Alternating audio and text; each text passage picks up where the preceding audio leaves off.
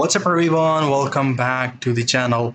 In this video I'm going to show you guys how to write a very good prompt that could help you get longer answers if you needed to, but it going to perform a duty.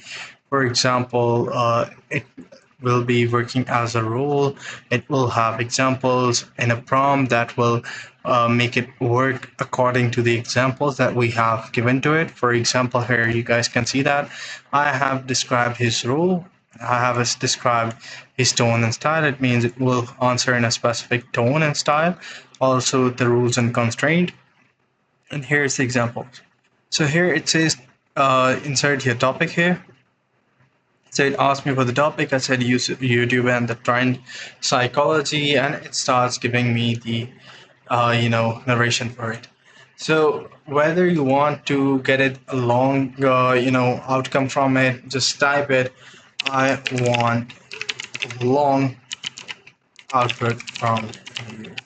So what it will do, it will give you a long outcome out of that simple prompt.